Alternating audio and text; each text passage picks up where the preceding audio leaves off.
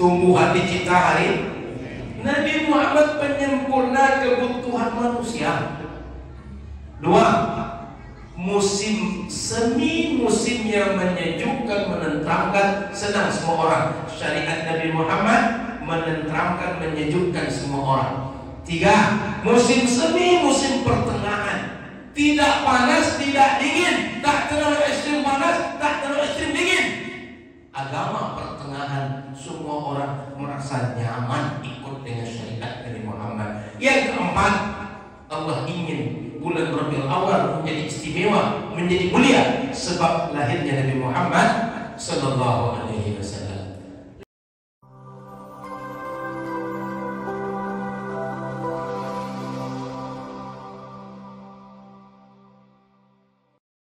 Bismillahirrahmanirrahim. Alhamdulillahirabbil alamin.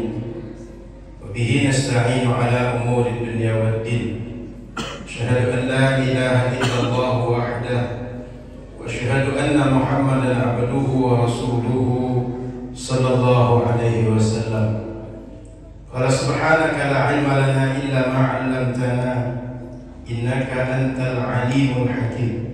Wa qala rabbi shrah li sadri wa yassir li amri wahlul 'uqdatam min lisani yafqahu qawli. Alhamdulillah, Bapak Ibu yang dimuliakan Allah Subhanahu wa taala, malam ini kita kembali berjumpa di Masjid Nurul Amal dalam rangka kajian rutin sekaligus Maulid Nabi Muhammad sallallahu alaihi wasallam. Semoga kita semua datangnya dinilai oleh Allah sebagai fi sabilillah.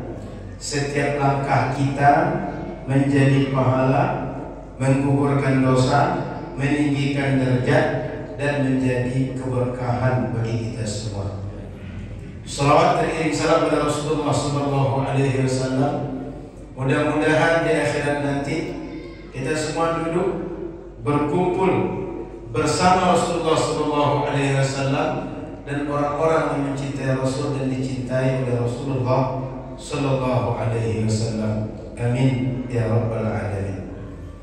Yang kami hormati pengurus Masjid Nurul Amal, alim ulama, para ustaz, para mubaligh, para tokoh masyarakat, imam masjid, para penggerak dakwah, ibu-ibu majelis taklim, pengurus kepemudaan, pengurus RT RW, dan semua yang hadir di Masjid Nurul Amal yang dirahmati oleh Allah Subhanahu wa taala. Malam ini kita buat Maulid Nabi sallallahu alaihi wasallam. Poin pertama ingin saya bahas adalah tentang nasab Nabi Muhammad sallallahu alaihi wasallam. Di dalam kitab para ulama ahli sejarah dan para ulama ahli nasab, Nabi Muhammad sallallahu alaihi wasallam menyatakan bahwa wulidtu min nikahin. Aku, kata Nabi, lahir dari hubungan pernikahan orang tuaku, dan itu berlangsung sampai kepada Nabi Adam alaihissalam. Maknanya Nabi Muhammad SAW secara nasab beliau mulai dari ayahnya Abdullah, lanjut kepada kakeknya Abdul Muttalib, lanjut kepada Hashim, terus kepada Adnan, terus kepada Ismail, kepada Ibrahim, sampai kepada Nabi Adam. Semuanya adalah pernikahan yang sah. Kenapa Nabi mengatakan begitu? Karena di suku Quraisy banyak orang yang sudah mulai tidak menghormati hukum-hukum pernikahan. Bahkan ada suku Quraisy itu, Bapak Ibu, di zaman Nabi, saking jahiliyah mereka, kalau ada orang tak dapat keturunan, supaya dapat keturunan, disuruh istrinya tidur dengan laki-laki lain. Kalau sudah hamil, baru balik kepada suami yang sah. Kalau di ujung batu macam itu, mau ibu-ibu, bapak-bapak mau? Ini terjadi di masa Nabi lahir. Maka Nabi menyebut, wulidtu min nikah. Aku ini lahir dari hasil pernikahan yang benar menurut syariat. Begitu juga kepada generasi-generasi di atas Nabi sampai Nabi Adam. Maka Nabi Muhammad secara zahir secara hubungan nasab beliau terjaga. Nabi SAW bersabda, Inna Allah astafa min waladi Ibrahim Ismail. Anak Ibrahim punya anak Ismail dan Ishak. Tapi kemudian Nabi Muhammad lahir dari jalur Ismail, bukan dari Ishak. Dan Ishak merupakan jalur orang-orang Yahudi. Lalu kata Nabi, wastafa min bani Ismail Kinana. Anak Nabi Ismail punya beberapa keturunan, punya beberapa keluarga, dan aku dipilih dari jalur Kinana. Artinya anak Ismail ada beberapa rumah, ada beberapa kakak, tapi Nabi Muhammad melalui jalur Kinana.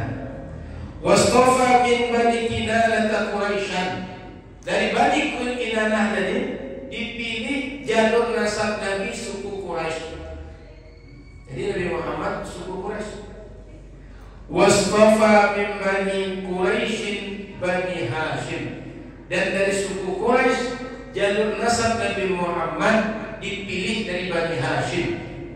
Hashim baru anaknya Abdul Muttalib. Abdul Muttalib punya anak Abdullah, baru Nabi Muhammad sallallahu alaihi wasallam. Jadi Bapak Ibu yang dirahmati Allah Subhanahu wa taala, dua poin yang penting. Satu, nasab Nabi Muhammad dari pernikahan yang legal seluruhnya. Yang kedua, tersambung kepada Nabi Ismail, Nabi Ibrahim tersambung kepada Nabi Adam.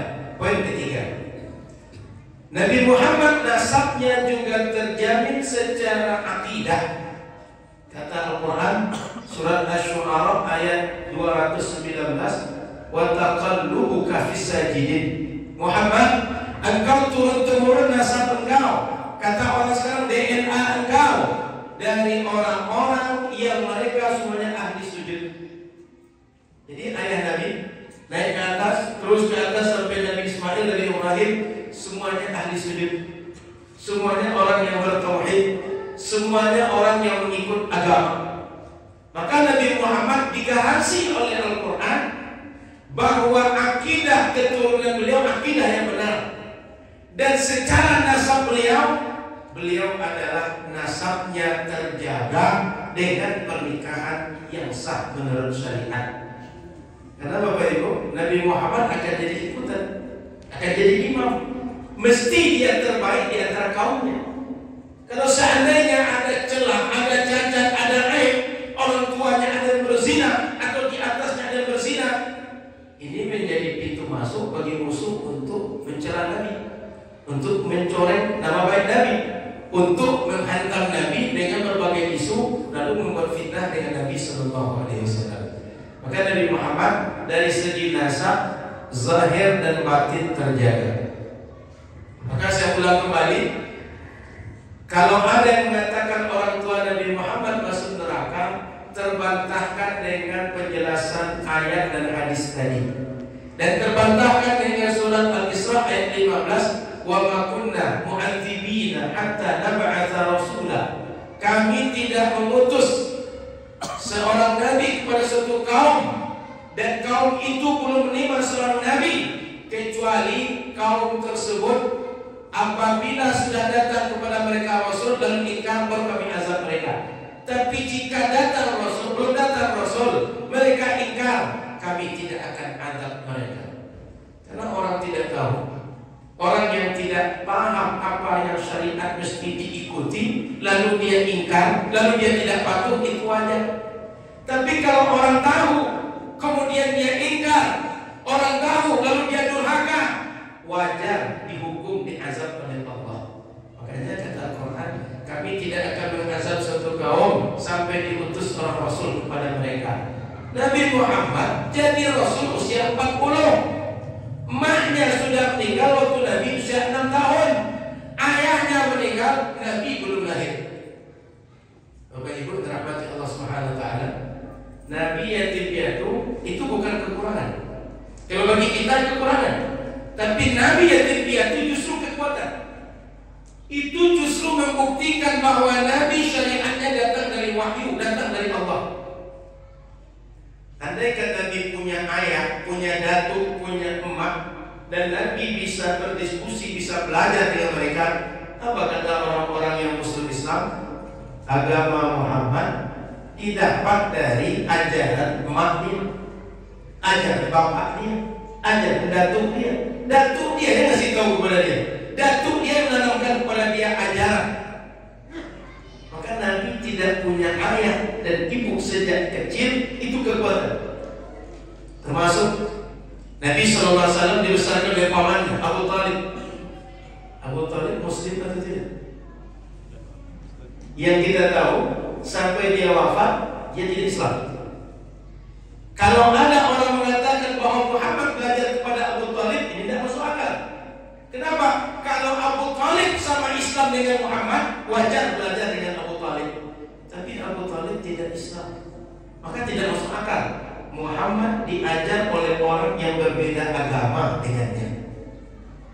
Tambah lagi, Nabi Muhammad disebut ummi. Apa makna ummi itu? Tidak bisa tulis baca. Menurut kita, orang yang tak pandai tulis baca itu bodoh, terbelakang, tidak terdidik. Tapi Nabi Muhammad justru kekuatan. Apa kekuatannya? Nabi Muhammad tidak membaca ajaran dia dari kitab manapun, tidak membaca dari literasi manapun, tidak mengambil dari buku siapapun. Tapi ajaran Nabi Muhammad datang dari wahyu. Jadi Nabi Muhammad yatim, tak pandai tulis baca, itu kekuatan. Ditambah lagi, bukti ajaran Nabi Muhammad betul dari wahyu, turunnya tidak sesuai dengan keinginan Nabi. Bukan Nabi yang minta, tapi Allah yang turunkan, diterima Nabi, baru disampaikan pada umat. Bukan setiap Nabi mau wahyu datang. Bahkan wahyu itu Bapak Ibu pertama turun Nabi kaget, takut Nabi. Saat wahyu pertama turun, Nabi sampai sakit. Biasanya Nabi bertahannud atau beruzlah atau mengasingkan diri di tempat yang sepi di Gua Hira. Nabi biasanya turun keadaan tenang. Tapi satu kali ketika Nabi terima wahyu saat pulang, cemas, takut. Khadijah heran, ada apa dengan kau Muhammad? Apa yang kau takutkan Muhammad? Apa yang kau jumpai Muhammad? Nabi cuma minta zamiluni, zamiluni, selimutkan aku, selimutkan aku. Karena Nabi pada waktu itu pucat pasi, ada sesuatu yang tak biasa dijumpai oleh Nabi. Waktu Jibril mengatakan, "Iqra ya Muhammad, baca Muhammad." Mana Nabi balik? Saya tak boleh baca. Apa yang tak saya baca? Baru di ujungnya, "Iqra bismi rabbikal ladzi khalaq." Sampai 5 ayat pertama surat Al-Alaq. Nabi tak tahu. Nabi tak sekehendak dia wahyu turun. Maka ajaran Nabi Muhammad dari nampak nasab Nabi tadi membuktikan berasal dari wahyu, bukan dari dalam diri Nabi, bukan cerita turun-temurun, bukan dari dongeng, bukan dari bacaan-bacaan, bukan dari siapa-siapa, tapi datang dari Allah Subhanahu wa Ta'ala. Maka Bapak Ibu, syariat Nabi Muhammad ini syariat yang sangat kenal dengan manusia karena berasal dari Tuhan yang menciptakan manusia, sehingga aturannya maslahat untuk manusia. Kalau ada aturan syariat yang dilanggar, biasanya di situ baru muncul kekacauan dalam hidup bermasyarakat. Contoh, kalaulah masyarakat kita tidak lagi jujur, banyak yang kecewa, banyak yang terzalimi, banyak yang dirugikan, banyak yang tak akan percaya satu dengan yang lain. Dan itu sudah bisa rapuh peradaban manusia. Bapak Ibu terbayang, kalau di Masjid Nurul Amal ini setiap orang boleh berdusta. Terbayang, kalau setiap kita boleh berdusta, siapa yang tidak kita pegang? Siapa yang tidak kita percaya? Dan itu membuat kita semua tidak akan tenang hidup bermasyarakat. Maka syariat Allah bila ditegakkan, hidup akan diberi keberkahan, akan ada ketentraman, ketenangan, dan semua orang akan menjalani hidup dengan baik, lapang hati. Itu poin pertama, nasab Nabi Muhammad Sallallahu Alaihi Wasallam. Poin kedua, Nabi Muhammad lahir kapan Bapak Ibu? Hari apa? Senin. Kemudian bulan apa? Rabiul Awal. Kenapa Rabiul Awal? Kenapa Senin? Kan bisa hari Jumat. Kan bisa di bulan haram yang 4, Rajab, Zulqa'dah, Dzulhijjah, Muharram atau Ramadan. Sehingga nanti bisa Lailatul Qadar sekaligus lahir Nabi Muhammad. Ternyata kata Imam Ibnul Hajj yang dinukil Imam Al-Hafiz As-Suyuti dalam kitab Husnul Maqsid fi Amalil Maulid, kata beliau, setidak-tidaknya ada beberapa rahasia kok Nabi Muhammad lahir di Senin. Rahasia pertama, Allah Subhanahu wa Ta'ala menciptakan tanaman di hari Senin, sehingga semua sumber makanan manusia diciptakan hari Senin. Tanam-tanaman, buah-buahan, semua yang menjadi kebutuhan fisik manusia diciptakan hari Senin. Kalau Nabi Muhammad lahir di hari Senin, maka kebutuhan maknawi, kebutuhan manusia yang non fisik terpenuhi sekaligus di hari Senin itu. Sehingga manusia dipenuhi kebutuhannya materi dan non materi oleh Allah di hari Senin. Maka Bapak Ibu rahmati Allah Subhanahu wa Ta'ala, dipilih oleh Allah hari Senin ada pesan, ada makna bahwa kita semua disempurnakan kebutuhan zahir dan batin kita oleh Allah, bukan oleh yang lain. Kebutuhan batin kita dengan Nabi Muhammad Sallallahu Alaihi Wasallam dan ajarannya yang menenteramkan, menenangkan untuk semua manusia. Poin yang kedua, bulan Rabiul Awal. Ada yang tahu arti Rabiul Awal? Atau Rabi' ada artinya? Kalau kata orang Arab, musim Rabi' itu diterjemahkan ke bahasa kita musim semi. Kira-kira Bapak Ibu, musim semi itu dibandingkan musim yang lain, mana yang lebih senang? Mana yang lebih nyaman kita? Ada musim panas, ada musim dingin, ada musim semi. Bapak Ibu lebih suka musim yang mana? Macam pernah musim semi ya. Indonesia ini mana ada musim semi? Kalau ada hujan, hujan terus. Kalau ada panas, panas terus. Nah, itulah sekarang Bapak Ibu di Pekanbaru. Dan tahu kalau sampai ke Ujung Batu, tadi pagi asap tebal betul. Saya tidak tahu kalau di sini, sebab saya malam tadi sekedar keluar sedikit dari tema Bapak Ibu. Karena saya tak hafal jalan ke Ujung Batu, jadi setiap di depan itu, asal ada depan kita agak kencang sedikit, kita ikut. Rupanya satu berhenti di Tandun, yang satu di Kabun, yang satu pokoknya tidak ada sampai ke Ujung Batu. Awak kira ada kawannya akan menggiring awak sampai Ujung Batu. Kalau tak hafal jalan, main kebun-kebunnya nanti masuk lubang. Rupanya begitulah perjalanan hidup ini. Kalau tak tahu siapa yang akan diturun, ada saja yang diturun tidak sampai ke tujuan. Maka pandai-pandailah memilih siapa yang akan diturun, pandai-pandai memilih guru mengaji, pandai-pandai memilih siapa yang akan menjadi penuntun kita. Makanya syukur kalau di sini masih hidup suluk. Betul, masih hidup suluk saja. Karena kalau Rokan Hulu kan terkenal negeri 1000 suluk kan. Suluk itu berarti ada mursyid. Mursyid itu bahasa kita ada penunjuk. Artinya dia akan mengasih tahu ini tikungan, ini jalan kaki, ini jalan turun, ini bahaya, ini aman, ini lancar, ikut. Dan Bapak Ibu hidup dengan pesuluk, hidup dengan mursyid itu hidup yang menenangkan sesuai dengan Al-Quran. Kata Al-Quran, wattabi' sabila man anaba ilayya. Ikutlah oleh kalian jalan orang-orang yang pulang, yang kembali kepada kami, orang-orang yang bertaubat kepada kami. Siapa jalan orang itu? Para mursyid yang kamil mutakamil. Jadi Bapak Ibu dirahmati Allah Subhanahu wa Ta'ala, mulai cerita ke awal tadi bahwa kadang-kadang kita ini ketika mencari penunjuk jalan itu tanpa pedoman. Dan itulah banyak dialami orang sekarang. Sehingga sebagian ada yang terlanjur mengambil Wahabi, satu persatu mulai taubat. Di Pekanbaru mulai banyak yang taubat. Rupanya jenuh keras-keras yang tegang-tegang itu akan bertahan lama. Rumahnya jenuh juga rumahnya. Bukan bagus ya, mulai alumni RJ gitu. Tahu RJ betul? Masjid di Jalan Nangka, Raudhatul Jannah, markas orang Wahabi.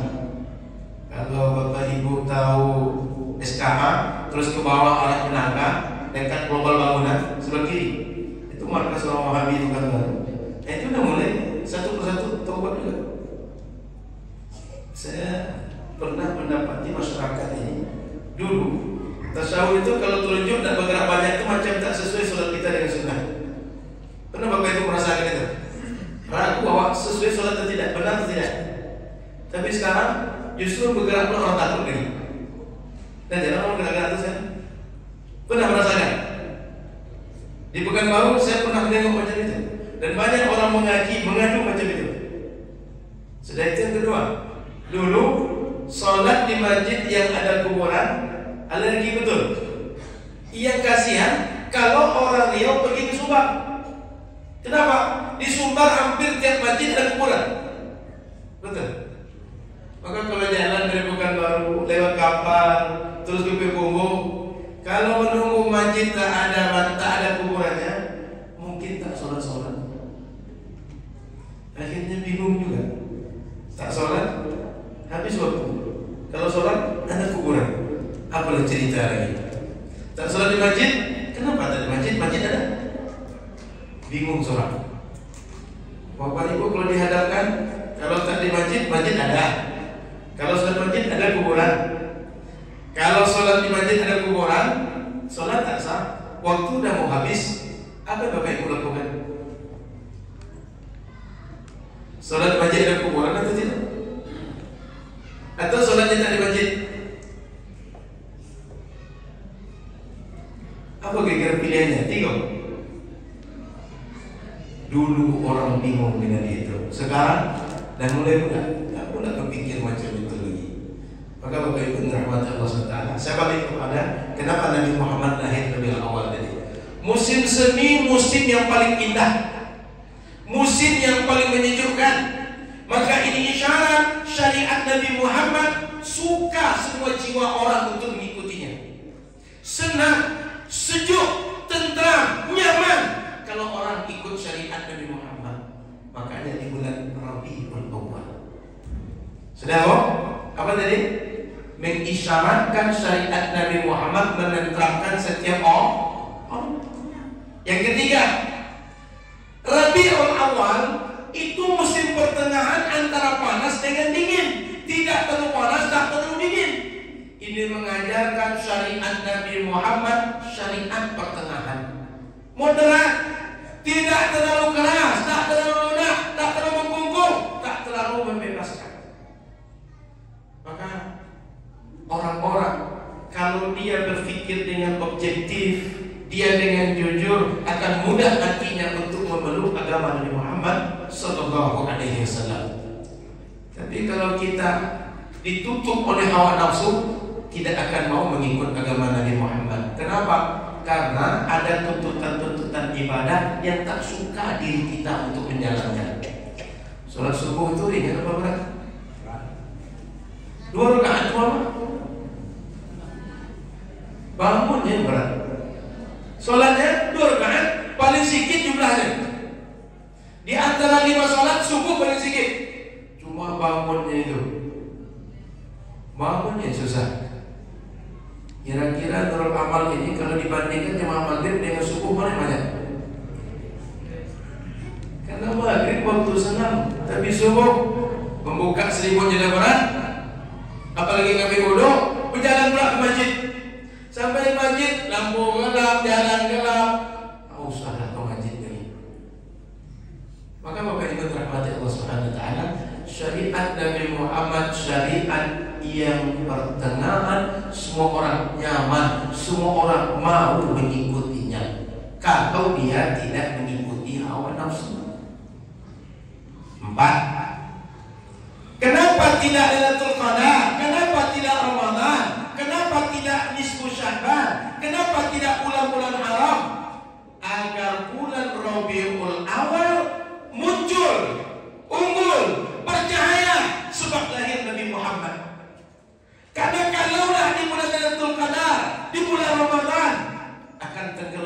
keistimewaan Nabi Muhammad.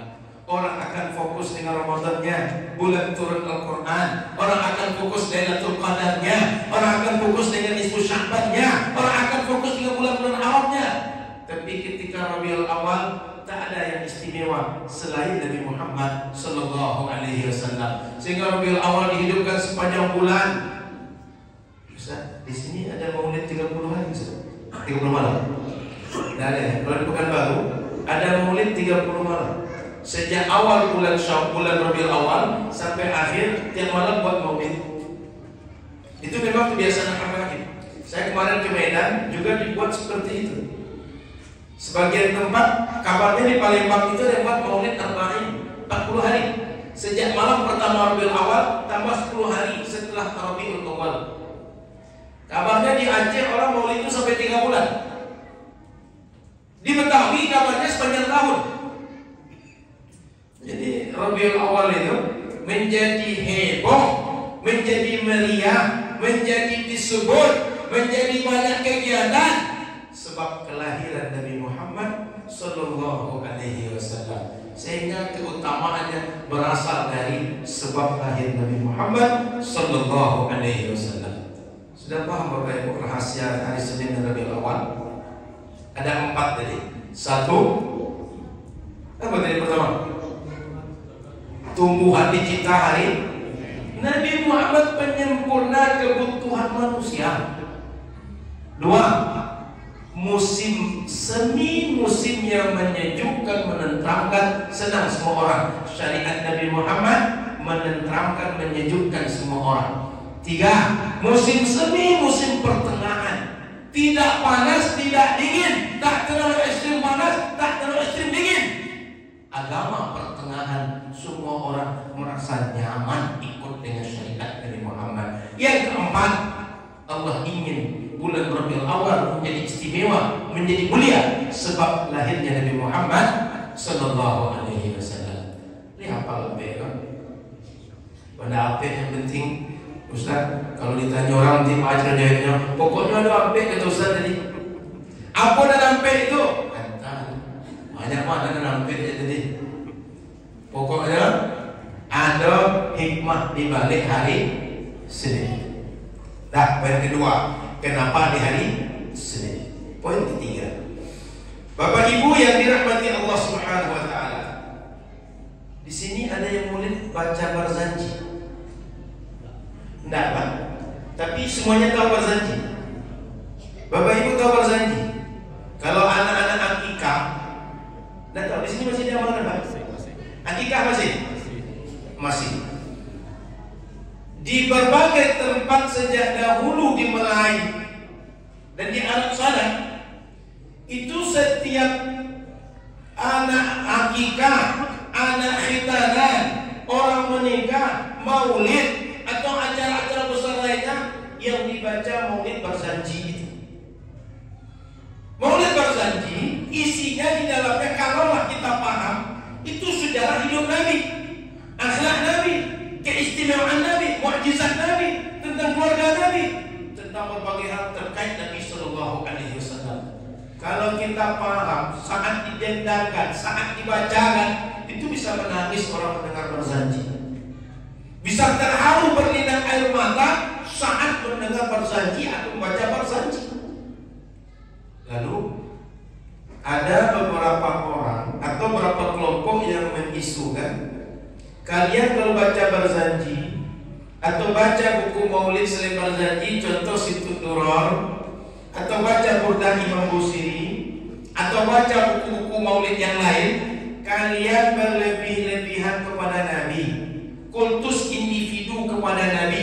Bagaimana cara menjawabnya? Kita akan jawab pertama, Bapak Ibu yang dirahmati Allah, ini berasal dari pemahaman yang salah kepada hadis Nabi.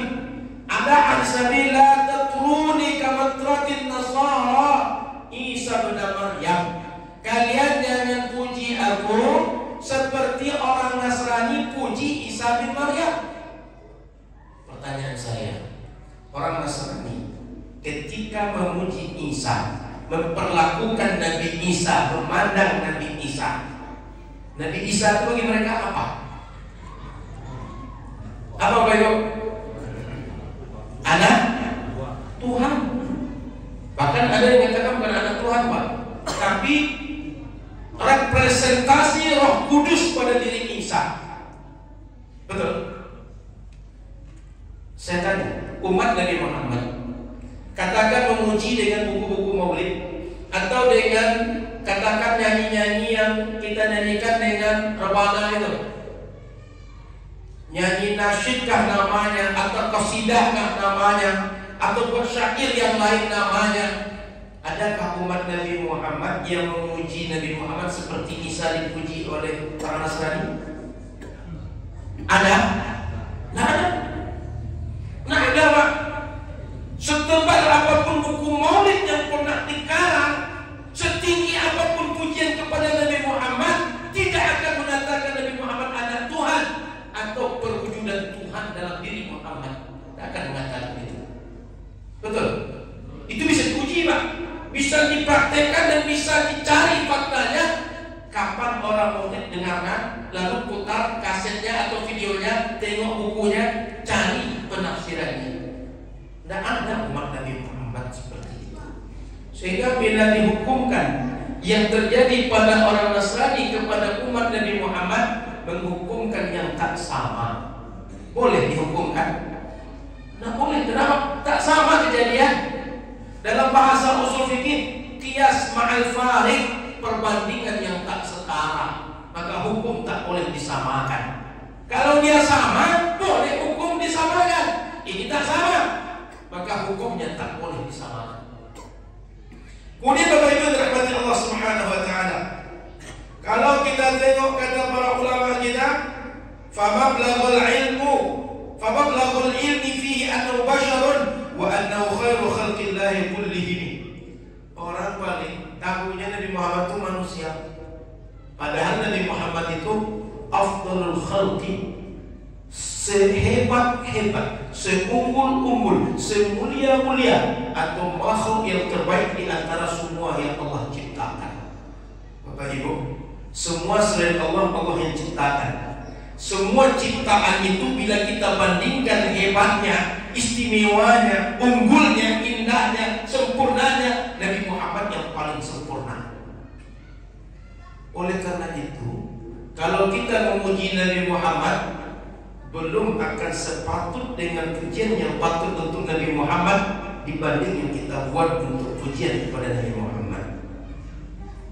Jangankan Nabi Bapak Ibu, kadang-kadang suami kita saking senangnya kita puji. Nah ibu muji-muji suaminya gini kok. Ada kok. Nampaknya dulu sebelum menikah dia muji-muji suami. Alah jadi apa kecuali nampaknya. Macam dulu juga Pak. Atau bapak-bapak ada memuji ibu kok. Kalau bisa Bapak Ibu puji-puji juga. Sebab sudah fitrah manusia, istri pengen dipuji, suami pengen dipuji. Jangankan kita Nabi Muhammad, kadang-kadang dengan istrinya mesra juga, dipuji oleh istrinya dan Nabi memuji istrinya.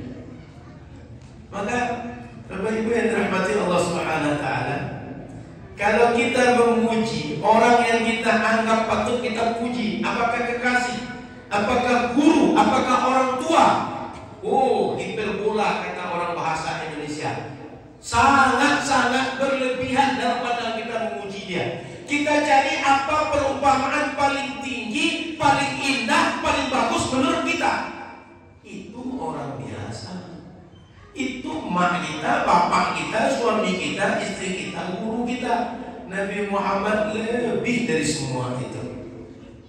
Sehingga Nabi Muhammad sehebat apapun kita memujinya, belum akan sepantas dengan pujian yang sepatutnya untuk Nabi Muhammad Sallallahu Alaihi Wasallam. Karena semua makhluk dia yang paling mulia, dia paling sempurna, dia paling hebat. Yang lain biasa. Paham Bapak Ibu? Jadi umat Nabi Muhammad selama tidak memposisikan sebagai Tuhan atau anak Tuhan atau apapun atribut Tuhan, belum mereka akan berlebihan kepada Nabi Muhammad. Sekarang kita tengok, adakah oleh sahabat, dipuji oleh Al-Quran, atau beliau memuji diri beliau sendiri? Ada. Sehingga kalau ada mengatakan memuji Nabi itu salah, berlebihan, kita tengok bagaimana Al-Quran kepada Nabi Muhammad SAW. Kita tengok misalnya, wa innaka la'ala khuluqin 'azim. Nabi Muhammad dipuji oleh Al-Quran, engkau Muhammad sungguh akhlak engkau sangat mulia. Allah yang menyebut begitu. Sehingga Nabi Muhammad akhlaknya hebat, akhlaknya mulia, dipuji oleh penciptanya. Begitu Allah memuliakan Nabi Muhammad, meninggikan Nabi Muhammad untuk mengatakan kepada semua orang, Muhammad ini orang yang paling hebat akhlaknya. Munasabahnya ini Bapak Ibu, saya ingin tegaskan pada kita semua, ajaran agama kita tidak hanya sholat, tidak hanya yakin kepada Allah, kepada malaikat, tapi ada namanya iman, ada Islam, ada ihsan. Pernah dengar? Iman, Islam, ihsan. Ada keyakinan, ada amal, ada akhlak. Saat Nabi berkumpul dengan sahabat, datang Jibril. Ditanya, Muhammad akhbirni anil iman. Muhammad, apa itu iman? An tu'mina billahi wa malaikatihi wa kutubihi wa rusulihi wal malaikati wa kutubihi wa rusulihi wa bil yawmil akhir wa bil qadari khairi wa syarrihi. Iman kepada Allah, iman pada malaikat, iman pada kitab, iman pada Nabi dan Rasul, iman bahwa nanti akan terjadi kiamat, iman dengan qada dan qadar datang dari Allah. Ditanya Muhammad, mal Islam? Akhbirni anil Islam. Apa itu Islam? Al-Islam an tashhada an la ilaha illallah wa anna Muhammadar Rasulullah wa tuqima shalah wa tu'ti zakat wa tasum Ramadan wa tahujjal bait. Syahadat, salat, puasa, zakat, haji. Yang ketiga, ihsan. Apa ihsan? An ta'budallah ka'annaka tarah fa in lam takun tarah fa innahu yaraka. Engkau melaksanakan ibadah, engkau buat segala agama dengan cara terbaik, seakan-akan ketika engkau buatnya, engkau merasa engkau diawasi oleh Allah. Ketika engkau tak nampak Allah, yakinlah bahwa Dia melihat engkau, tahu yang engkau buat, sehingga ketika engkau persembahkan setiap perbuatan, engkau buat yang terbaik yang bisa engkau buat. Maka agama kita Bapak Ibu ada iman, ada Islam, ada ihsan. Iman ini kemudian kajiannya akidah, kajiannya tauhid. Islam ini kajiannya fikih atau syariat atau furu' orang menyebutnya. Dan akhlak itu kajiannya hari ini tasawuf. Masih mendengar tasawuf Bapak Ibu? Masih ada yang mengaji tasawuf? Nggak ada ya? Masih ada Pak yang mengaji tasawuf? Tak ada lagi? YouTube itu entah siapa-siapa. Kita nih kadang-kadang dapat ceramah YouTube lewat di media sosial, langsung kaget. Oh, nampaknya iyo bid'ah kan selama gitu gue. Padahal tak siapa-siapa yang ceramah, tak kenal tak tidak. Bapak Ibu, logikanya kita itu mau ikut, mau percaya dengan orang yang kita kenal. Orang tak kita kenal, bagaimana kita mau ikut? Dia yang kita tidak tahu entah siapa. Jangan-jangan untuk belagu yang buat video itu. Tidak tahu kita siapa, belajarnya entah di mana, gurunya entah siapa, buku dibacanya entah apa. Makanya saya heran juga kadang-kadang datang di WhatsApp itu, kan banyak di WhatsApp tuh orang main forward-forwardnya. Ketika datang sebuah tulisan, katanya ini datang dari Makkah penjaga kuburan Nabi. Siapa penjaga kuburan Nabi? Yang askar-askar tuh, tentara-tentara polisi-polisi itu. Pernah baca ada di WhatsApp itu? Penjaga kuburan Nabi semalam bermimpi. Katanya saya baca surat Yasin 1-10, dia akan selamat dari neraka. Oh, macam-macam isinya. Pertanyaannya, menjaga kuburan Nabi itu siapa? Askar tuh. Tahu polisi-polisi yang seragam tuh? Orang itu bermimpi. Bapak Ibu rahmati Allah, saya ingin mengembalikan kita. Kalau masalah ilmu agama, masalah amal dan beragama, rujuklah kepada guru yang kita tahu, yang kita percaya. Bagaimana mungkin kita tak kenal orang yang percaya dengan orang tak kita kenal? Lalu kita akan ikut dengan yang tak kita kenal? Tidak masuk akal. Bukan jadi aneh kalau Bapak Ibu yang media sosial, apakah Facebook atau Instagram, rata-rata orang yang salafi, orang yang wahabi merasa diri paling sunnah, merasa paling benar, tapi mengungkapkan fotonya takut, mengungkapkan nama aslinya takut. Namanya tak abu-abu, rata-rata namanya abu-abu. Iya serius, abu-abu namanya. Abu-abu makna sebenarnya dan abu betulan. Jadi ada Abu Fauzan, Abu Umar, abu-abu. Tidak berani menunjukkan identitas. Kalau memang ajaran paling benar, kalau memang ajaran sunnah itu terjamin, yang lain salah, kenapa tak berani menunjukkan identitas diri? Takut diketahui orang. Semestinya saya si fulan, guru saya si anu, akidah saya ini, pelajaran saya ini, rujukan saya ini foto saya. Kan mestinya begitu. Kalau yakin benar, kenapa takut nampak identitas diri? Apa masih ragu? Apa masih labil kata orang sekarang?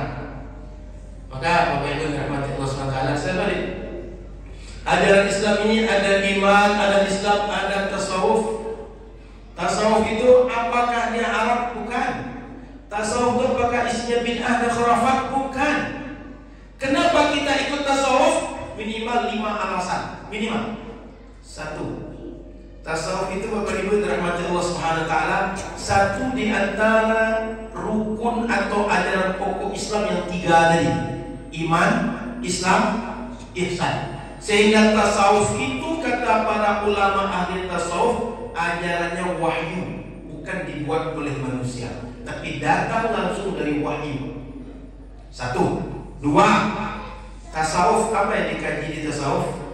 Kalau Bapak Ibu membaca Minhajul Abidin, membaca Ihya Ulumuddin Imam Al-Ghazali, atau membaca kitab-kitab yang lain, yang dipelajari bab taubat, yang dipelajari bab tawakal, bab zuhud, bab wara, syukur, ridha, raja, khauf. Apa maknanya? Dipelajari dalam tasawuf bagaimana membersihkan hati dari semua penyakit hati, sehingga tak ada orang dengki, tak ada orang sombong, tak ada orang tamak, tak ada orang punya penyakit-penyakit hati yang lain. Sesuai dengan syariat atau tidak ada? Kata Al-Quran, qad aflaha man zakkaha, beruntung orang yang mensucikan jiwanya. Tasawuf mengajarkan mensucikan jiwa. Dan 2, 3, tasawuf mengajarkan akhlak-akhlak terpuji. Diajarkan taubat, diajarkan syukur, diajarkan ridha, diajarkan qanaah, diajarkan tawakal. Itu tasawuf yang mengajarkan Bapak Ibu. Tidak ada pada pelajaran fikih, tidak ada pada pelajaran akidah. Maka Bapak Ibu, tasawuf itu ajarannya akhlak-akhlak mulia.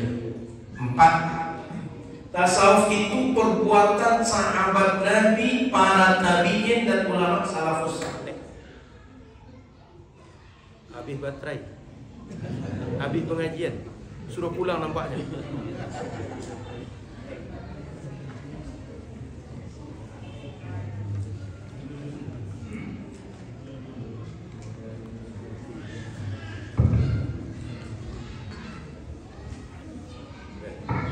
Ustaz, nanti tolong dia ambok lah ceramah aku pengen nanti.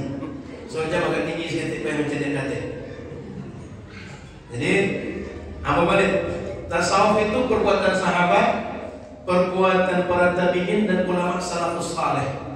Dulu sahabat Nabi asal jihad, mereka tuh berebut minta ikut dengan Nabi. Mati yang dicari mereka. Kira-kira kalau nak dengan tasawuf berani orang macam tu? Bapak Ibu sekarang sudah berani mati itu belum?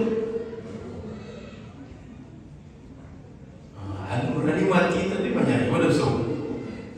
Sahabat Nabi, jangankan yang senior sudah lama Islam, yang masih muda seperti Abdullah bin Umar, usia 14, usia 15 minta ikut jihad dengan Nabi. Jihad itu resiko untuk mati. Itu tak akan mungkin dimiliki oleh orang yang dalam jiwanya ada rasa cinta kepada Allah dan tidak takut dengan kematian. Itu tasawuf yang mengajarkan itu.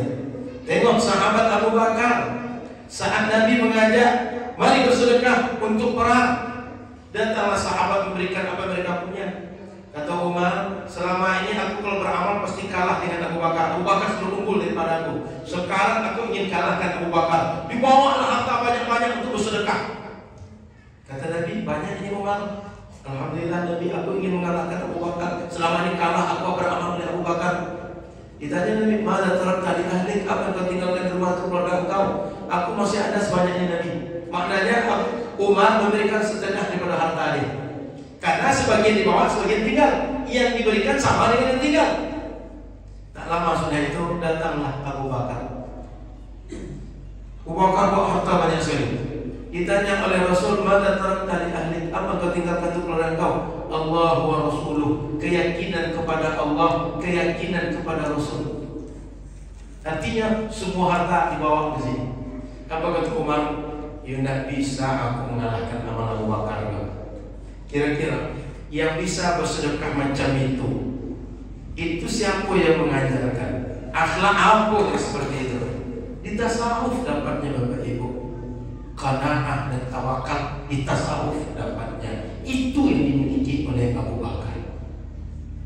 Maka Bapak Ibu rahmatullah subhanahu wa ta'ala, tasawuf itu adalah perbuatan akhlak sahabat, akhlak para tabi'in, para ulama salafus saleh. Cuma waktu itu namanya belum tasawuf. Belakangan baru namanya tasawuf. Dan semua ilmu dulu tak ada namanya apakah tajwid, apakah tafsir, apakah hadis, apakah fikih, tak ada. Belakangan baru muncul untuk identitas ini ilmu apa. Jadi perbuatan sahabat.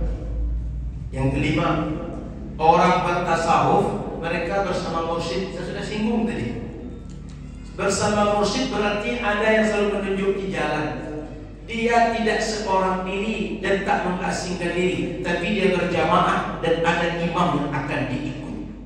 Ini sesuai dengan Al-Quran. Wattabi' sabila man anaba ilayya. Ikutlah oleh kalian jalan orang-orang yang bertaubat kepadaku, kata Allah. Jadi mengikut jalur orang-orang yang mendekat kepada Allah, yang pulang kepada Allah, yang usul kepada Allah, itulah jalur yang oleh orang tasawuf sesuai dengan Quran. Minimal 5 nih Bapak Ibu yang menyebabkan kenapa umat Islam sejak dahulu tasawuf. Sehingga rata-rata ulama, siapapun ulamanya, yang dia berilmu tinggi, mereka akan bertasawuf. Saya balik kepada pangkal kaji tadi.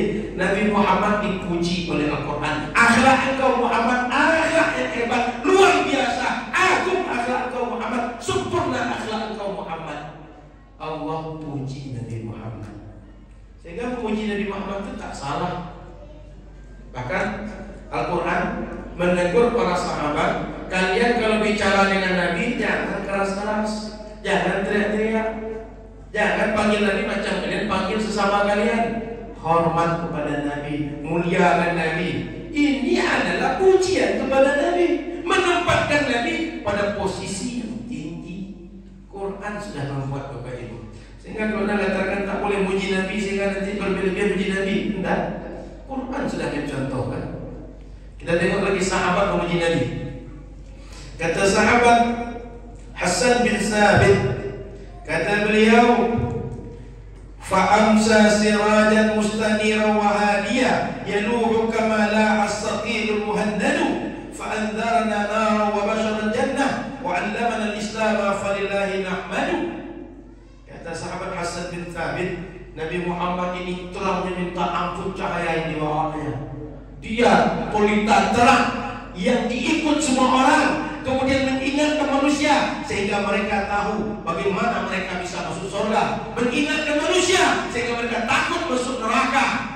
Maka Nabi Muhammad SAW, dia adalah orang yang mengajarkan Islam kepada kita dan selalu puji balik kepada Allah. Jadi Nabi Muhammad dipuji oleh sahabat kepada diri Nabi Muhammad. Sebenarnya tak perlu disebut Nabi Muhammad, engkau pelita Nabi Muhammad, engkau pembawa kebergembiraan Nabi Muhammad, engkau menjelaskan surga neraka Nabi Muhammad. Tidak perlu jelaskan sahabat. Tapi sahabat memuji Nabi, menenteramkan hati Nabi, menyenangkan Nabi, disebut kelebihan-kelebihan Nabi kepada Nabi. Marahkah Nabi? disebut syirikah oleh Nabi, disebut bid'ah oleh Nabi? Ternyata tidak. Maka sahabat sudah memuji Nabi, dan Nabi tidak menafikan, tak mengingkari, tak menyebut mereka sesat atau mereka bid'ah. Contoh yang kedua, Sayyiduna Ka'ab bin Zuhair, apa katanya? Inna Rasulah la nurun yustada'u bihi muhannadun min suyufillahi masdulun. Nabi itu cahaya yang sangat terang, semua orang mengambil cahaya darinya, dan dia adalah pisau Allah yang terhunus, yang siap untuk menghadap kapan saja. Jadi Nabi Muhammad dipuji begitu oleh seorang Ka'ab bin Zuhair. Dia itu dapat informasi, kalau Muhammad jumpa engkau akan dihukum bunuh oleh Ka'ab. Maka dia datang dari Makkah ke Madinah, lalu sampai kepada Nabi, dia bersyair, dia puji Nabi Muhammad. Nabi tidak marah dan Nabi tidak menganggap ini berlebihan, ini sesat, ini kafir, ini bid'ah. Paham Bapak Ibu? Quran memuji Nabi, sahabat memuji Nabi. Tambah satu lagi, Nabi memuji dirinya. Apa kata Nabi? Ana khairu ashabil yamin. Aku ini yang terbaik di antara semua orang yang nanti ashabul yamin. Tahu ashabul yamin? Orang masuk surga. Aku yang terbaik di antara semua orang masuk surga, kata Nabi. Ana khairus sabiqin. Aku yang terbaik di antara semua orang yang dahulu masuk surga. Lalu kata Nabi, ada atqa waladi Adam. Aku orang paling bertakwa di antara semua anak cucu Adam. Wala fakhar, bukan bermaksud pongah angkuh menyombongkan diri. Nabi Muhammad memuji dirinya, menyebut kelebihannya. Sehingga Al-Quran memuji Nabi, sahabat memuji Nabi, Nabi memuji dirinya. Salah? Tak salah. Kalau salah, tak dilakukan semua itu oleh Al-Quran, tak dilakukan oleh sahabat, tak dilakukan oleh Nabi. Tapi Nabi menerima dan Nabi mengapresiasi sahabat, dan Nabi tentram jiwanya dengan pujian-pujian itu. Paham Bapak Ibu? Jadi kalau ada orang buat maulid, kalau ada kasidah, kalau ada berbagai syair, berbagai pantun, berbagai gurin, apapun namanya, memuji Nabi Muhammad, selama tidak memposisikan Nabi Muhammad sebagai Tuhan atau yang terkait dengan Tuhan, tidak berlebihan, tidak salah, dan kita tidak syirik gara-gara itu. Paham Bapak Ibu? Di sini Bapak Ibu masih ada yang sholawat nariyah. Allahumma sholli sholatan kamilatan wa sallim salaman. Masih ada sholawat itu? Sholawat nariyah itu? Atau masih dihidupkan di masjid-masjid kita? Sholawat nariyah itu Bapak Ibu, karena orang menganggap kita telah syirik dengan itu. Kenapa? Karena menganggap ia melapangkan urusan kita, yang menyehatkan kita, yang menyampaikan tujuan kita Nabi Muhammad SAW. Karena kan itu tanfariju bihil kurabu wa tukhda bihil hawaiju. Kan itu, wa tunalu bihil ghadaibu. Yang menyampaikan maksud, yang melapangkan urusan, yang memberikan apa yang kita harap, itu Nabi Muhammad dalam redaksi syair itu. Tapi Bapak Ibu perlu paham, dalam bahasa Arab ada makna hakiki, ada makna majazi, ada makna sebenarnya dan ada makna tak sebenarnya. Dan itu sudah dipakai oleh Al-Quran juga. Saya tanya, Bapak Ibu kalau berobat, biasanya apa Bapak Ibu tanya kepada kawan? Sehat sekarang? Apa kata kawan tadi? Cocok obat denganku. Betul? Yang menyembuhkan obat atau Allah? Orang Muslim yang akidahnya benar, dia akan mengatakan yang menyembuhkan Allah, tapi dia menyebut cocok obat denganku. Betul? Pas resep dokter denganku. Betul? Kalau misalnya sedang bertanam bawang, tanam cabai, tanam bunga, turun hujan, ditanya, oh subur bunga itu, subur bawang itu, cabai itu, apa kita jawab? Alhamdulillah hujan tuh turun. Seakan yang menyuburkan, seakan yang menjadikan dia hijau adalah hujan. Padahal keyakinan kita yang menjadikan dia tumbuh, subur, hijau, indah, Allah, bukan hujan. Maka umat Islam ketika dia bercakap, mesti poin pertama kita tengok dan dia Muslim, dia punya akidah yang benar.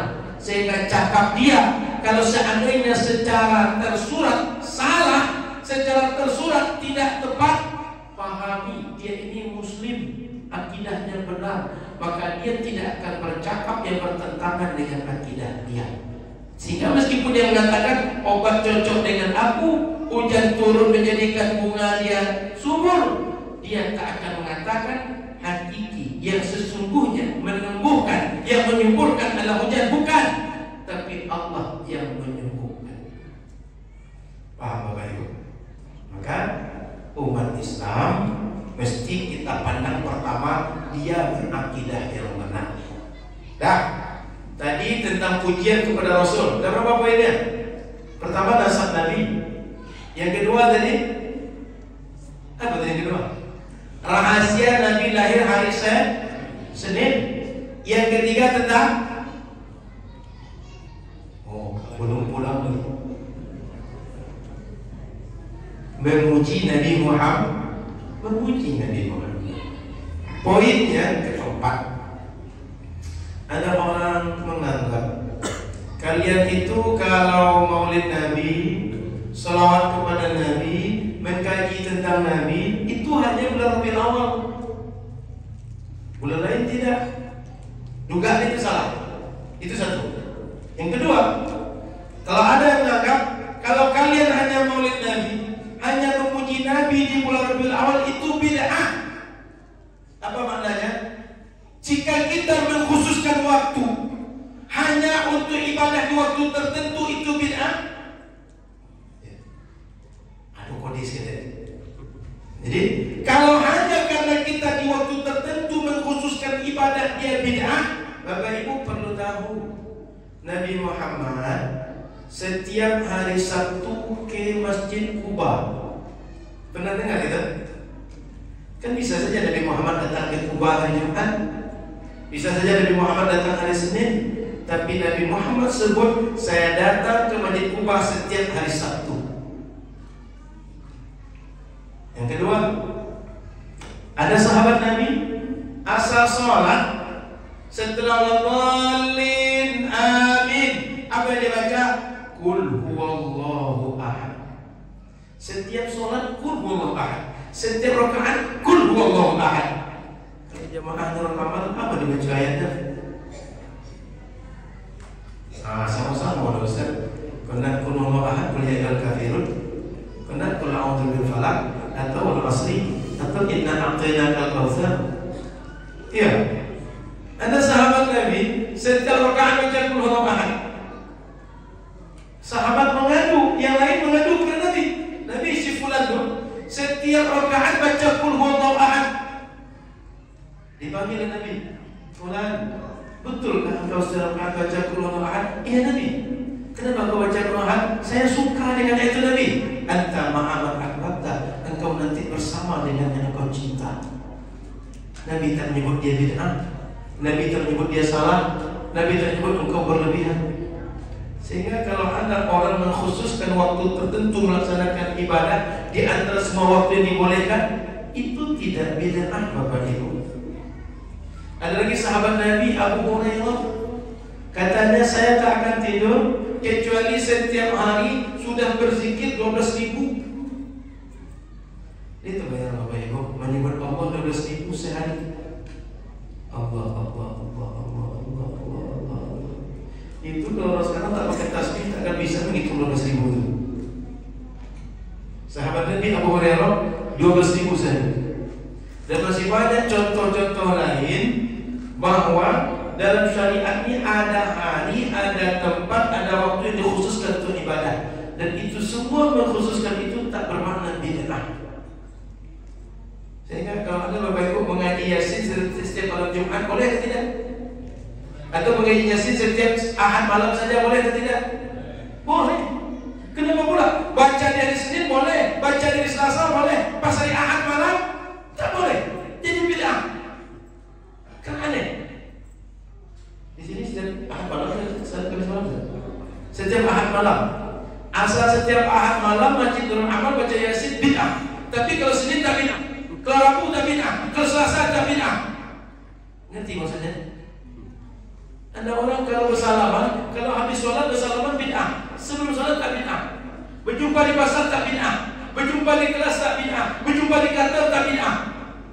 Tapi habis sunat jadi bid'ah ya. Paham? Mestinya dia kan kalau waktu sebelum sholat boleh, setelah sholat boleh.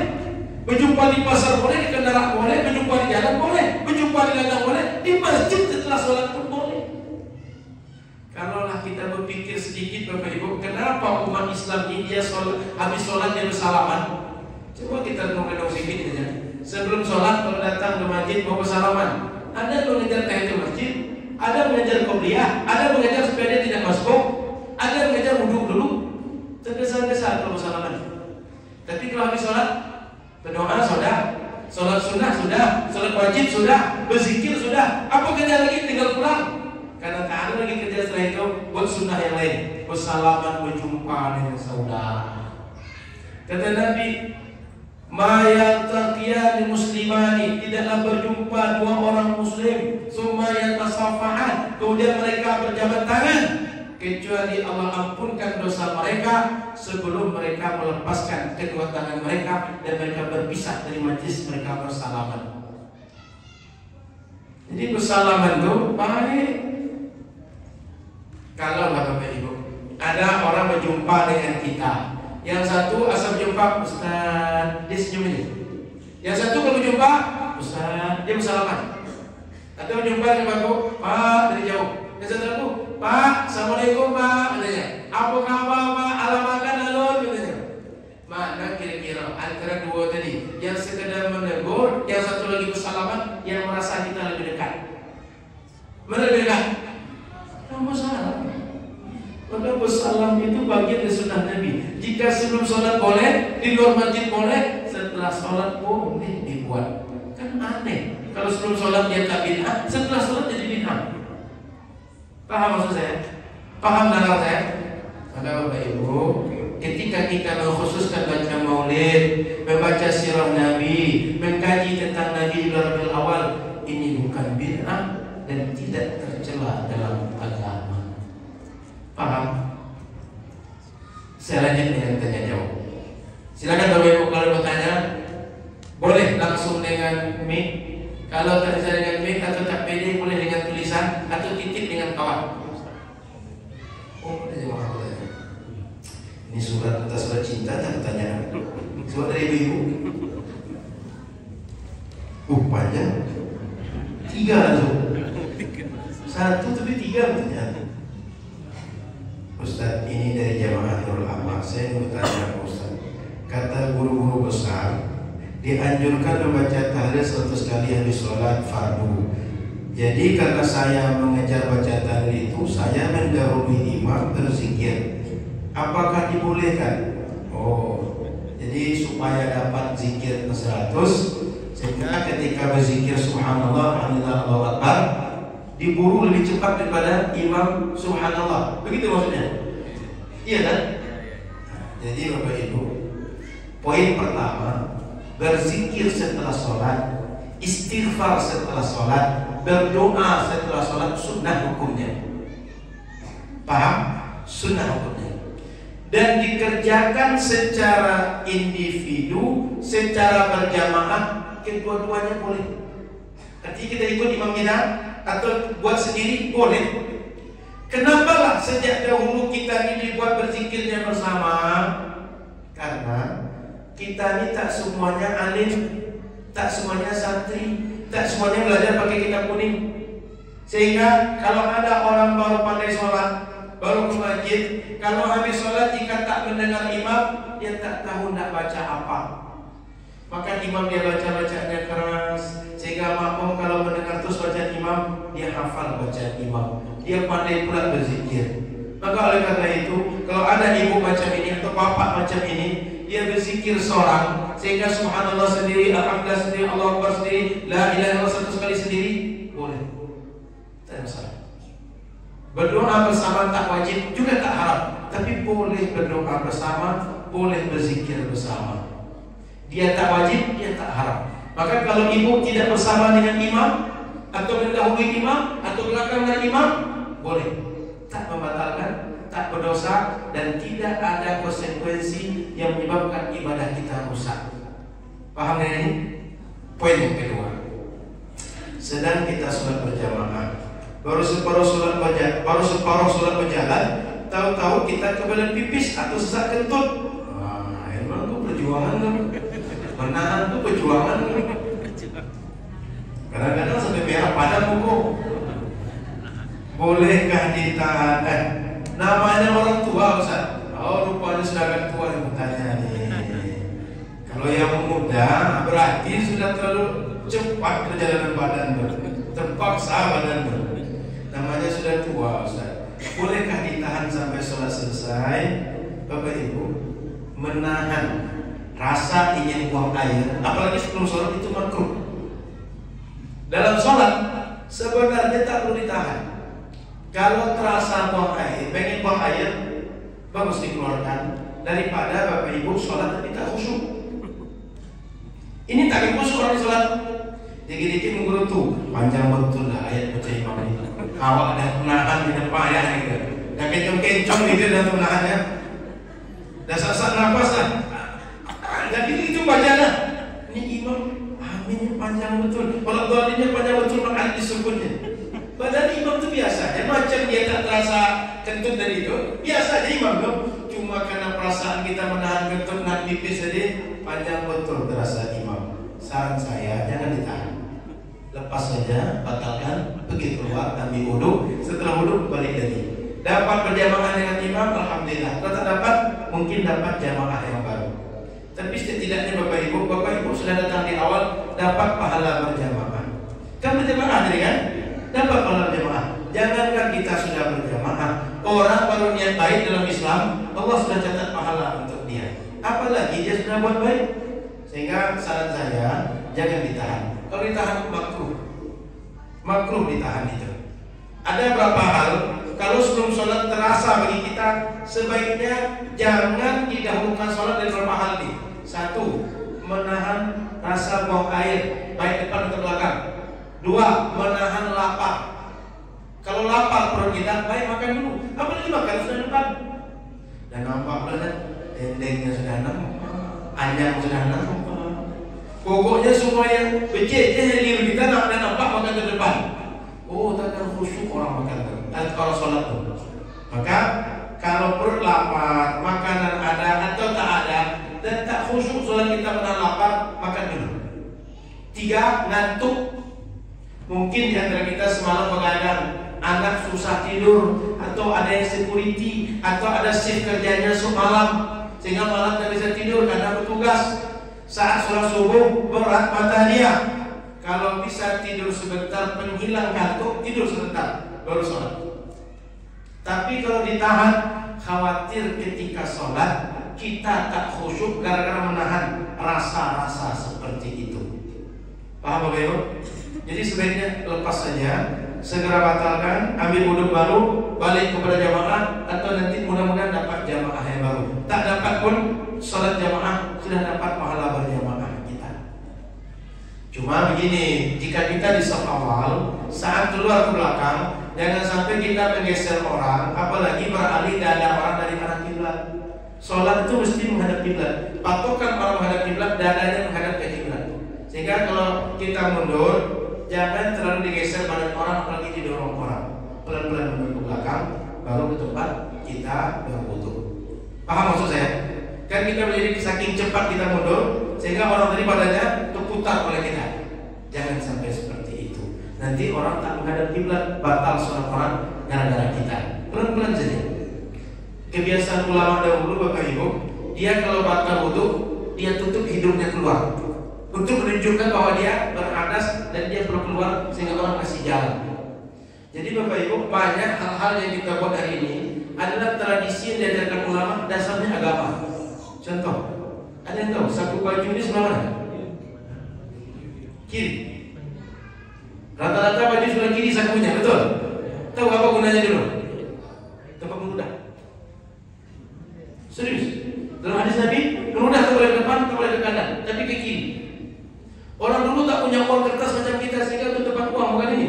Orang dulu kalau tempat uang itu uangnya koin, pakai pura. Apa namanya? Kampia.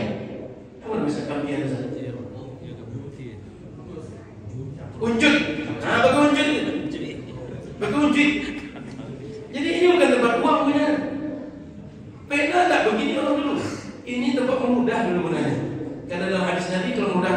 depan dengan kanan, tapi ke kiri atau ke belakang. Ini udah. Jadi banyak ajaran agama itu melekat pada tradisi kita, cuma kita tak tahu asal dari mana ajaran itu. Sama dengan tadi keluar dari tutup hidung untuk menandakan dia sudah batal wudu, kasih dia lewat supaya dia bisa lewat keluar. Yang ketiga, cukup ya? Yang ketiga, apakah memang dianjurkan baca doa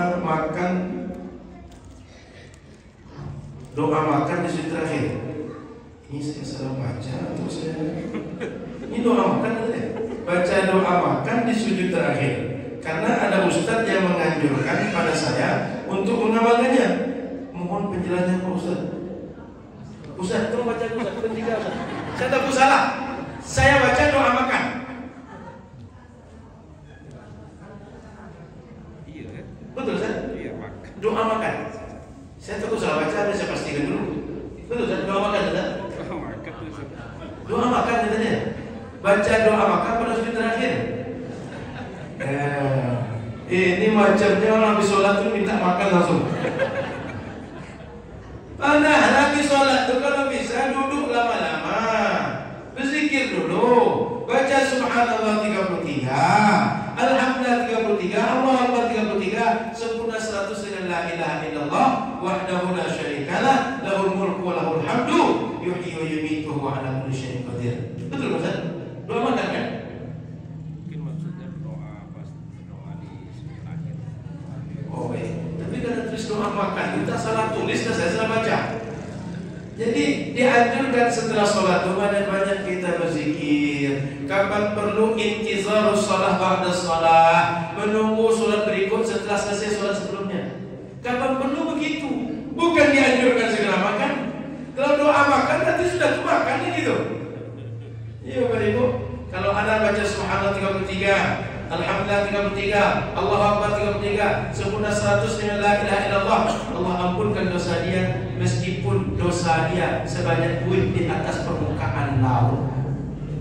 Menggambarkan meskipun banyak dosa kita diampunkan Allah kalau kita baca subhanallah 33, alhamdulillah 33, Allah Akbar 33, sempurna 100 dengan la ilaha illallah. Itu sebabnya Bapak Ibu, supaya semua jamaah ini, semua umat ini berdoa habis sholat, berzikir habis sholat, para imam mengajarkan jamaah apa yang dibaca habis sholat. Jadi tujuannya berjamaah itu sebagai media, sebagai cara mengajarkan umat ini sunnahnya dibaca setelah sholat, sehingga mereka dapat fadilah seperti disampaikan Rasul, dan mereka dapat pahala yang tak terhingga besarnya.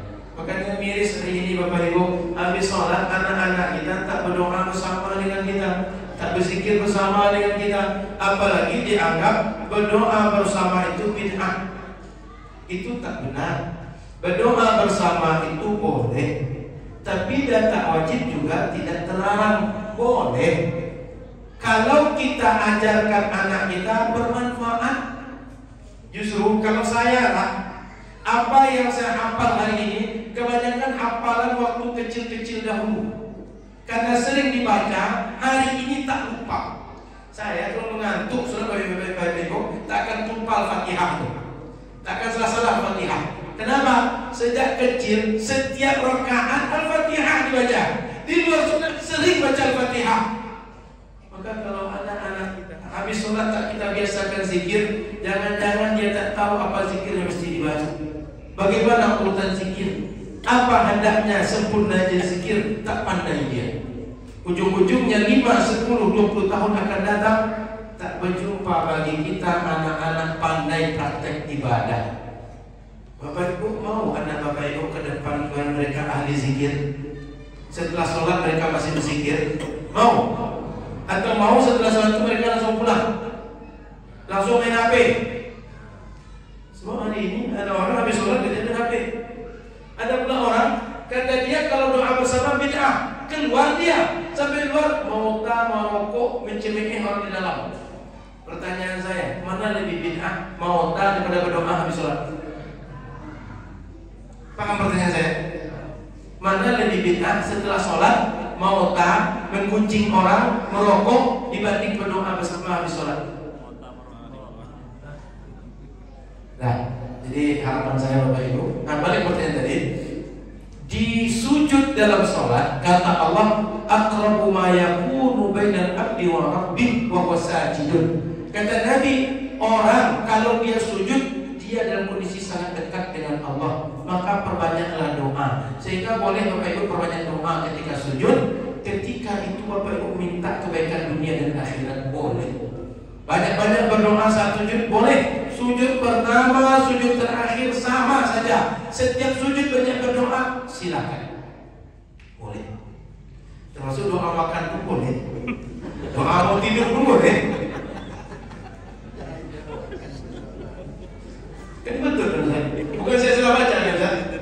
Nanti Bapak Ibu boleh tengok kertas ini. Mungkin ibu itu karena orang bilang makan gitu lagi di sampingnya kan, tertulis doa makan di situ. Atau otomatis asal doa makan ujungnya. Mungkin tertulis otomatis.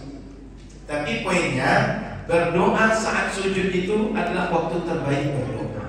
Bagus berdoa saat itu. Nah, ada lagi pertanyaan? 3 yang saya jawab malam ini. Silakan. Saya percaya nasab Nabi itu terjaga kan, kalau keluarga sebelumnya itu betul habis sujud, gitu kan. Cuman seperti yang kita bilang, bahwasanya wahyu pertama itu kan bunyinya Iqra. Nah, jadi orang-orang terdahulu sebelum Nabi Muhammad itu apakah sama bacaan sholatnya seperti kita gitu loh? Karena surat Al-Fatihah kan terakhirnya apa mereka juga baca Fatihah, apa mereka juga sama dengan kita gitu. Sudah Pak? Jadi dari segi sholat umat dahulu dan kita tak sama. Dulu yang sisa ajaran masih dilakukan Nabi Muhammad, sholat itu cuma 2 kali. 2 rakaat subuh pagi, 2 rakaat sore. 2 rakaat. Tak ada sholat waktu. Sholat waktu itu kan Isra Mi'raj. Sebelumnya tak ada. Maka tata cara sholat umat dahulu tak sama dengan umat sekarang. Al-Fatihah turun setelah Nabi Muhammad itu tadi. Sehingga orang dulu tak baca Al-Fatihah ketika sholat. Jangankan umat dahulu Pak, umat sekarang ya, dalam pendapat Imam Abu Hanifah, dalam sholat tak mesti baca Al-Fatihah, tapi faqra'u ma tayassara minal Quran. Boleh baca ayat apa saja di Al-Quran selain Al-Fatihah. Tapi mazhab mayoritas ulama mesti Al-Fatihah. Gitu. Jadi umat dahulu tata cara sholatnya tak sama dengan kita, segi waktu, segi cara, dan segi bacaan dalam sholatnya. Begitu Pak. Jadi memang ada sholat, tapi tak sama tata cara. Poinnya, adakah sholat dulu? Ada. Orang dulu adakah puasa? Ada. Cuma cara puasa tak sama kita. Orang dahulu apakah ada haji? Ada. Cuma cara haji tidak sama dengan haji umat sekarang. Begitu. Untuk kalau cukup. Ada yang lain? Silakan. Mengenai tasawuf. Masa-masa muda saya dulu, saya ingin mempelajari tasawuf, tapi melalui torikat itu. Jadi kebetulan, ini secara singkat aja saya sampaikan, ada permasalahan yang serius di dalam. Iya. Sehingga saya tidak berani belajar. Banyak permasalahan di dalam. Termasuk di sana ada patung, tempat apa segala macam, dan kelihatannya tempat suruh itu ada seperti mistik. Itu satu. Yang keduanya saya coba lagi hampir sama. Saya tidak berani sampai sekarang. Apakah yang dikatakan tasawuf itu persulukan itu atau bagaimana? Karena saya masa muda dulu pernah juga belajar apa yang disampaikan oleh Imam Malik, man tafaqaha wa lam yatasawwaf sandaqa wa man tasawwafa bila tafaqquhin faqad tafassaqa wa Iya. man tajama'a bainahuma faqad tahaqqaqa. Ya. Jadi sehingga saya ingin belajar tasawuf itu, tapi saya gagal karena menjumpai hal-hal yang tidak baik. Mohon saran bagaimana belajar tasawuf itu bebas. Terima kasih. Jadi Bapak Ibu, sudah sunnah, sudah hukum alamnya, setiap yang benar itu ada sempalannya. Setiap yang baik itu selalu ada cacat dan celahnya. Maka kita jangan fokus dengan cacat dan aib dan celahnya. Ibarat kita punya durian, itu ada saja durian yang busuknya, ada saja ranting yang mungkin nanti parasit itu, apa parasit yang tumbuh di parasit kan? Ada parasit. Kita jangan fokus dengan parasitnya, jangan fokus dengan durian busuknya, tapi fokus dengan durian. Tasawuf selalu saja dari dahulu ada yang orang yang mungkin salah praktek atau salah tujuan, atau ada orang sengaja membuat tasawuf dengan orientasi yang berbeda. Tasawuf itu bukan mistik Bapak Ibu. Tasawuf itu bukan kesaktian. Tasawuf itu ikhtiar manusia membersihkan hati dia dari semua sifat yang tak baik dan mengosongkan hatinya sehingga tawajuh hanya kepada Allah, menghadap hanya kepada Allah. Suluk tarikat itu cara supaya hati tadi hanya menghadap kepada Allah. Suluk itu kan cara bagaimana melatih para murid, orang-orang yang bertasawuf, mereka berzikir. Tarikat itu jalan atau cara yang ditempuh. Suluk bagian dari metode menjalankan tarikat. Tarikat dan suluk bagian dari tasawuf. Sehingga tasawuf ini ada yang benar, ada perilaku orangnya yang salah. Yang perilaku salah jangan dianggap tasawuf salah. Sama dengan kalau ada orang datang ke Nurul Amal, ada orang yang sendalnya hilang, jangan nanti bilang jamaah Nurul Amal itu pencuri. Padahal yang ngambil sendal cuma satu orang. Jangan bukan jamaah Nurul Amal yang ambil sendal itu. Ada orang lewat karena dia mau pergi malam minggu dengan kawan dia, tak ada sendal yang cantik. Tengok Nurul Amal, jangan ada yang pas dengan nomor kaki aku. Ditengoknya pas dapat sendal Ustaz. Dipakailah sendal tadi, pergilah dia berdua dengan kawan dia. Benarkah kalau kita tuduh jamaah Nurul Amal mencuri? Nah, jadi jangan gara-gara ada perilaku yang salah, ada oknum yang tidak benar, kita hantam keseluruhan tasawuf itu salah, tasawuf itu sesat, tasawuf itu bid'ah. Tidak benar. Kalau salah, yang salah saja kita hukumi. Jadi saran saya, kalau Bapak ingin belajar tasawuf, kalau Bapak ingin belajar bertarikat, maka Bapak Ibu bermusyawarahlah. Cari orang-orang yang kenal, orang-orang yang kita sudah kenal dia bagaimana mengamalkan tarikat, atau para guru yang bisa tempat musyawarah. Baru kita ambil guru. Kalau tidak, jangan-jangan kita seperti membeli kucing dalam karung. Awal-awal nampak mengkilau semua, beneran rumah. Setelah jalani, rupanya bandit di semua dalamnya. Jadi musyawarah. Tanya kepada orang yang sudah menjalankan, tanya kepada orang-orang kita kenal. Mungkin ada mursyid kita, ada khalifah, datang mereka, tanya dan minta petunjuk. Dia macam jodoh juga, Pak. Kalau berjumpa dengan jodohnya, maka akan terang hati, akan sampai kepada jalan. Tapi kalau tak berjumpa, memang penat dibuatnya. Sehingga banyak mainan-mainan yang dibuatnya datang kepada kita. Jadi bermusyawarah dan berdoa kepada Allah. Banyak selawat kepada Muhammad SAW. Banyak selawat, berdoa dan bermusyawarah, bertanya ke orang sekitar kita. Allah